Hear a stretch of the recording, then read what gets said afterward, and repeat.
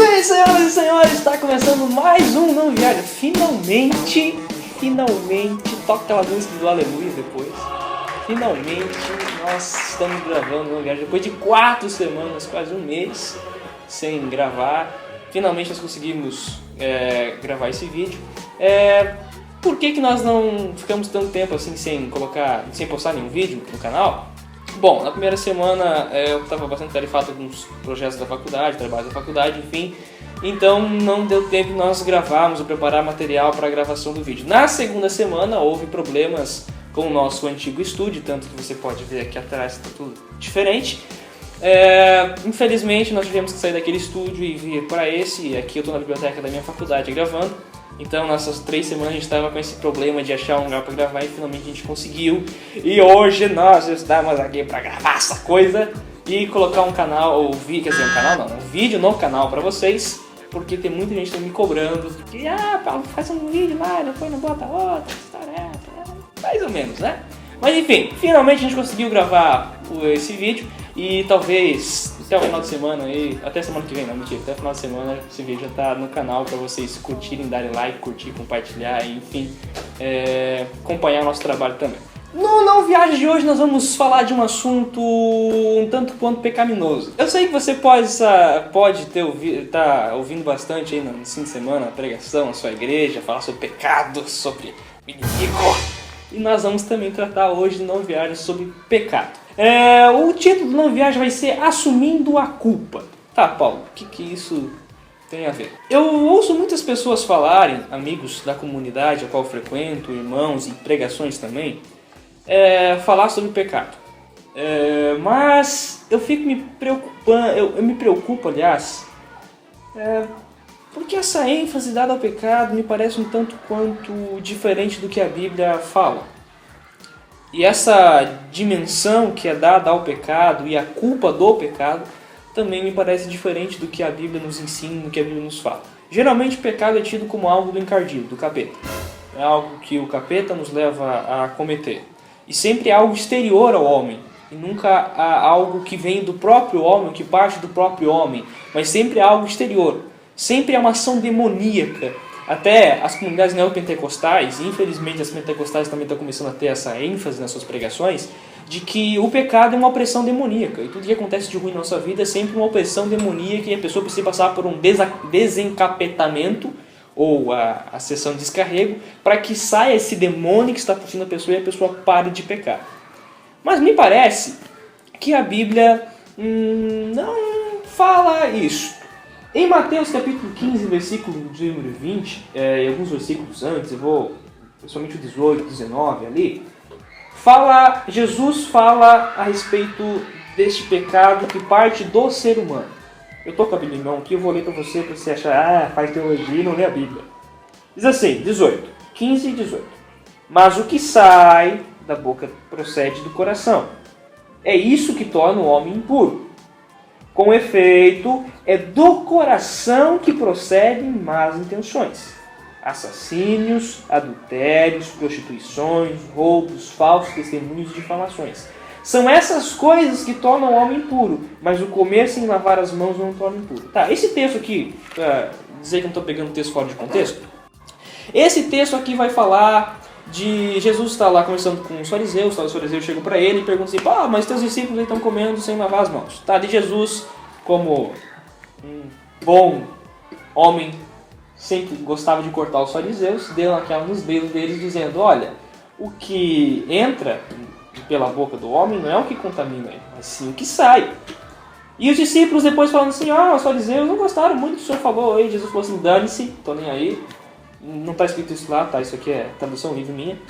Mas depois ele vai explicar para os discípulos, para os cabeçudos dos discípulos não entenderem o que ele quis dizer, dizendo assim, que não é o que você come que te torna impuro, a respeito dos alimentos, mas sim o que sai de você. Ou seja, os maus pensamentos, os maus desejos procedem do teu coração. Ou seja, o homem é a fonte de todo esse mal e de todo esse pecado. E Jesus chega até a excluir essa possibilidade do diabo como produtor do mal, como produtor do pecado. Quem produz o autor de Mateus colocou essa fala de Jesus aqui, diz assim, que quem produz o pecado é o homem e não algo exterior ou algo à parte dele. Em Tiago, capítulo número 1, versículo de número 13, diz assim: ninguém ao ser tentado deve dizer, é Deus que me está tentando, pois Deus não pode ser tentado pelo mal e a ninguém tenta. Antes, cada qual é tentado pela sua própria concupiscência, que o arrasta e seduz. Em seguida, a concupiscência concebida dá à luz o pecado, e o pecado, atingindo a maturidade, gera morte. Nesses dois textos, o autor me parece excluir essa possibilidade de que é algo que está fora do homem que o faz pecar. Pelo contrário, esses dois textos vão enfatizar muito que o pecado é uma responsabilidade humana.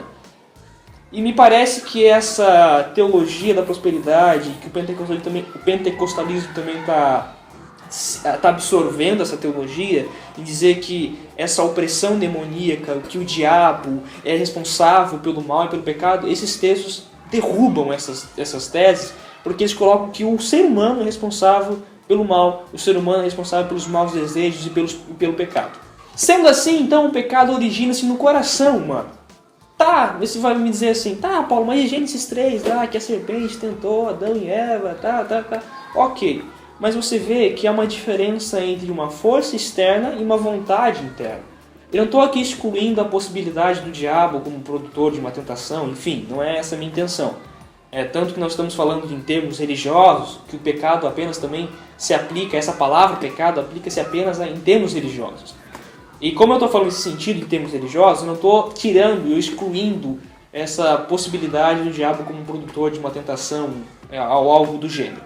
Na verdade, o que eu estou dizendo é que pode existir uma força externa, como a gente vê em Gênesis, da serpente tentando o homem e a mulher, mas que essa tentação não é suficiente para que haja o pecado, mas sim tem que ter uma vontade interna. Ou seja, há uma força externa, mas também há uma vontade interna. Eu tenho que concordar com aquilo para que aquilo se torne um pecado. Sendo assim, tanto em Gênesis a gente vê que o pecado é uma responsabilidade humana, ou seja, o pecado é próprio do ser humano. Existe uma força externa, pode acontecer, mas também tem uma vontade interna nisso. Outro problema também que a gente vê é essa compreensão da carne como algo que é fora do ser humano e que o leva a tentar. Eu não quero entrar em pormenores aqui, em questões antropológicas, mas na verdade isso é uma teologia, é uma antropologia, aliás, errada, uma compreensão antropológica errada do que a Bíblia nos ensina, porque a Bíblia não diz de um ser humano tricotomo, tripartido, corpo, alma e espírito. Na verdade ela fala de um homem que é integral, que é um ser único, que esse ser é corpo, que esse ser é alma, que esse ser é espírito, não em dimensões diferentes, mas que ele é tudo isso aqui, ele é uno, ele é unificado. Nesse sentido, quando Paulo fala de carne, dos sagres, ele não fala de algo externo ao homem, mas ele fala do próprio homem. O homem enquanto o pecado, o homem enquanto o ser pecaminoso. Nesse sentido, a carne não é algo externo também. A carne é o próprio homem que o leva a pecar. Nós temos também um outro problema. Segundo Breckmeier, ele fala que o pecado é culpa. E onde não há culpa, não há pecado. Isso é óbvio. Aqui eu faço uma crítica àqueles tipos de pessoas e parece que hoje na igreja há muito daqueles super-homens, né? Sempre tem o cara mais santo, sempre tem... Eu fico muito... Eu fico muito... Como é que eu posso dizer, cara? Não sei, me vem um sentimento, parece que de raiva, ao mesmo tempo de... Não sei, um sentimento estranho.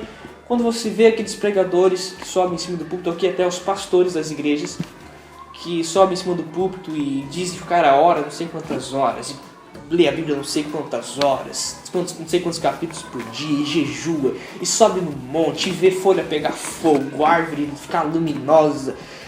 Cara, esses caras são santos pra caramba. Tipo, eles não foram trasladados e não sei porquê. Não sei porque eles não foi igual Enoque trasladado e levado pro céu. Os caras são muito santos para ficar no meio da gente. A gente é muito pecador para andar com esses caras. Sempre tem esses... a gente tem esse costume de... esses pré-conceitos de colocar... aquele cara é santo. Não, esse aqui é encapetadinho. Aquele cara lá, porque ora e lê a Bíblia bastante, ele é um santo homem de Deus. Esse aqui tá com o demônio no corpo. Parece que não é bem assim, cara. Parece que não é assim. Tem essas pessoas que nunca... Parece que pecam, parece que não tem pecado. O cara é santo, super gospel, coisa assim. Eu fico com medo desses caras.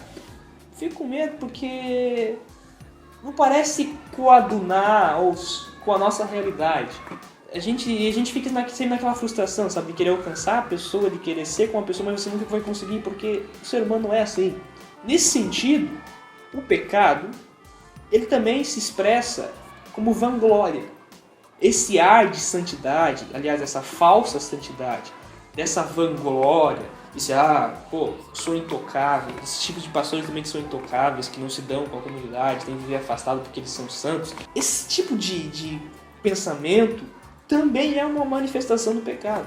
O pecado também se expressa como vanglória, se expressa também como essa prepotência, como esse orgulho. Isso é uma manifestação do pecado. Quando a gente tem essa concepção de que nós somos pecadores, nós somos melhores do que ninguém, e todos nós estamos debaixo da mesma lei, vamos dizer assim, naquela parte que Paulo diz lá em Romanos 7, daquele pessimismo antropológico que ele apresenta, não é bem um pessimismo, mas ele diz que eu quero fazer bem, a lei de Deus no meu interior é boa, mas quando eu vou praticar eu não faço bem, eu faço mal.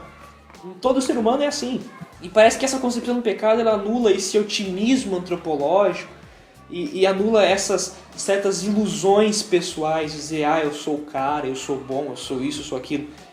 Essa concepção de pecado tira isso, te joga para longe dessa concepção, porque você não fica tão romântico, você fica mais pé no chão, firme, você sabe dos seus erros, você sabe das suas falhas e você reconhece isso e sabe que você não é melhor do que ninguém. Então, nesse sentido, não há espaço para esse endeusamento de pessoas, não existe nenhum santo.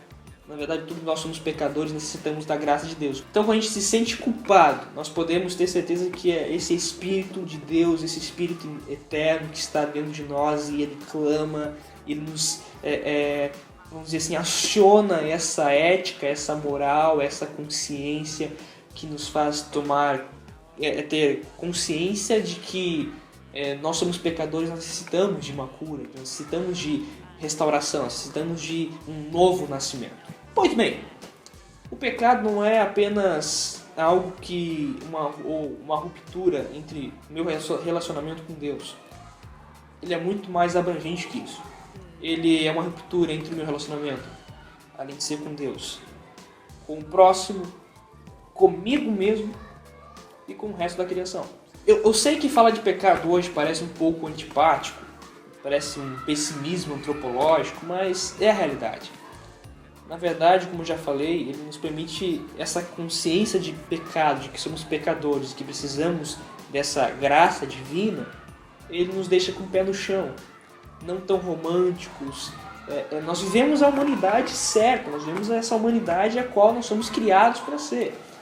E aliás, nesse sentido, eu não preciso pecar para ser humano.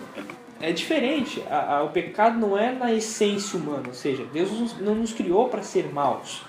Como até o Kant dizia, que nós somos criados para ser bons, mas nós sempre tendemos ao mal, infelizmente. Então não faz parte da essência do ser humano. O ser humano não é mau, ele não nasce mau.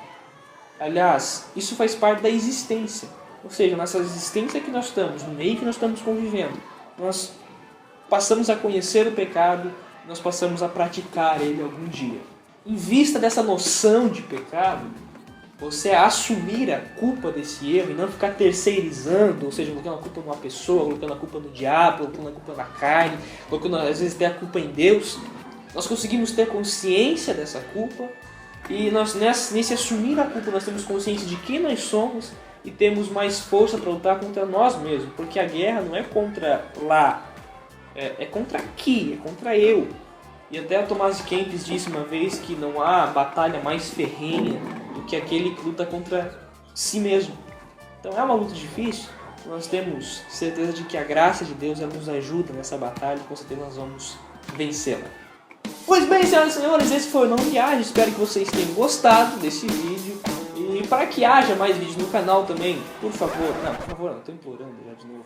Pois bem, senhoras e senhores, esse foi o Não Viaja, espero que vocês tenham gostado do assunto. Se você concorda comigo ou não, não é obrigado a concordar comigo, mas deixe o seu comentário aí, sua opinião, a sua ideia, o que você acha disso, pra gente também fazer teologia junto, com a proposta do canal.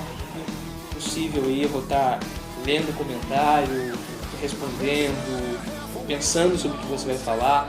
E se você gostou do nosso vídeo, para que haja mais vídeos no canal também, dá um likezinho aí, dá uma curtidinha aqui, se inscreve no canal, compartilha nas redes sociais, que isso ajuda bastante mesmo. Beleza, galera? Até semana que vem, se assim Deus nos permitir.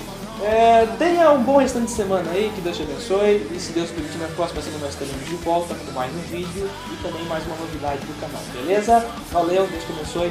Beijão, amo vocês.